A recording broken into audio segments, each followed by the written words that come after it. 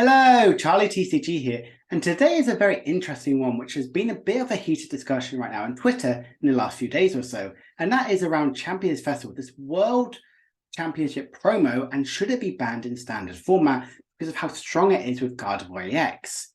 So, what exactly is Champions Festival? Well, it's given as a world's promo to all the people who compete in multiple different languages, and it's never really seen too much play besides a couple regionals here and there, really. And what it does is, once during your turn, each player, if they have 6 Pokemon in play, can heal 10 damage from each of their Pokemon. So why exactly is this any good? Well, in Paldea Evolve, we have this new Cape of Toughness sort of reprint, which gives basic Pokemon 50 more HP. Doesn't seem too impressive. Why should this be targeted? Well, if it's attached to Drifloon, it can immediately have an additional 120 HP. Which is really, really good to have instead of its original 70. And if it uses the attack Moonblast, which is 30 damage, times the number of damage counters on this Pokemon. If you use Gardevoir's Psychic Embrace ability attached 5 energies to Drifloon to get down to 20 HP, that equivalents to 300 damage. So you're doing a load of damage and it's got 10 damage counters on it. But if we use Champions Festival and heal that 10 damage, all of a sudden it goes to 30.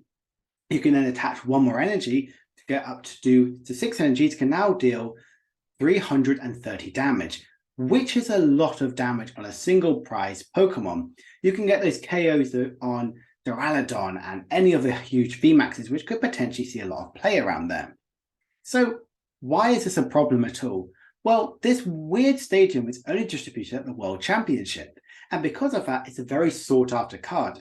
Before this, you could get them for very, very cheap, but because of how powerful it is, you're looking to spend a lot of money right now for this one card. In Japan, the prices have definitely skyrocketed a lot. So right now, some of the cards potentially between $500 to $1,000 for the Japanese copy if you're a player in Japan, which is insane. Pokemon has never had this sort of level for kind of a competitive Pokemon card.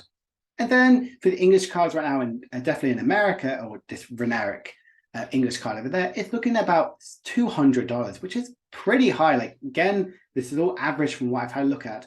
And then the other sort of languages, like in Spanish, German, Portuguese, French, and Novalo, it's between $50 to $100, which is very expensive for a kind of a stadium card. We've seen this sort of play with other ones, but why is it so expensive? Because of its distribution. And because of that, regions can only use certain cards. US is very mainly only limited to have English cards. There are only certain areas which has a lot more Spanish is spoken, you can have Spanish cards. The EU has a lot more choice. Hence why for us, over in the EU, we can easily get some cards much cheaper because we can play German cards and Italian cards and stuff like that. So that's kind of the problem already we're seeing. We're seeing a very high increase for a stadium card, which could potentially be a 1 or 2 card copy, so you can do more damage with Drifloon. And we're also seeing some language sort of barriers in a way, where you're only limited to play these sort of stadium cards with the language you're allowed to play with. And another thing which is a big problem about this, you cannot craft this card on Pokemon Live. So even if you're doing some testing right now, you are limited to only be testing with the card physically before going online. I know there are ways to get it online through use of the code cards, but no one really is going to sell their code card if they have access to it. So you can't craft this card, so it really limits how you're actually going to do any testing, which I think is definitely a problem right now, which hopefully could be fixed a bit. So is this something we should really be worried about? Is this one stadium card going to change sort of the way how we play Gardevoir? The answer is yes. It might go for this sort of version of the deck to kind of go to a pay-to-play sort of way for this sort of deck. It needs answers to paths, so this immediately becomes that stadium bump instead of just using higher counts of worker. So that's kind of a reason why, and you can get that extra healing. It's not just the Drifloon that can deal more damage. You can add that to Gardevoir, like the baby one. You can add it to Zacian to deal a lot more damage with that 1 extra energy attachment. That's 30 damage for Gardevoir decks on both sort of sides. So that's really, really strong. But why we should be worried a little bit about this. And yes, before you say, oh, but we can play other cards. Yes, there is Quad Stone. There is damage pump to move the energy, some damage counters around. And you could potentially use Picnic Basket, but that heals a lot more damage, potentially what you could need. There are ways around it, but the stadium has that immediate answer, that immediate effect of getting rid of that 1 damage, which you might need and easily able to get hold of whereas potentially play 3 copies of Quadstone or Damage Pump, they could clog your hand early on, where you know you have to be really resourceful with this one stadium card. And kind of we look at it in Japan right now, it isn't about 10 to 25% of the decks.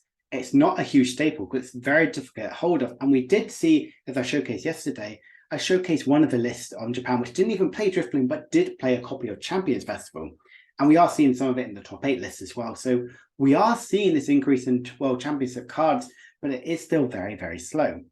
So with that being said, I've showcased some of the limits about this card. Kind of talked about it's very difficult to get hold of. It's kind of difficult to cost-wise, to play-wise, and you can't even play it on live. Is it worth to get banned to make it more accessible for everyone? My answer is simple. I don't think it should be. I think we have to be prepared for Gardevoir to go this route. A lot of people have already talked about Champions Festival for at least the last couple of months for it, and we're finally seeing the more realization about it. And it's really good because it is that path counter, but not all Gardevoir lists need it. I'm going to showcase a list in a couple of days' time, which showcases a Gardevoir list that doesn't require this sort of list to really kind of be as strong as possible.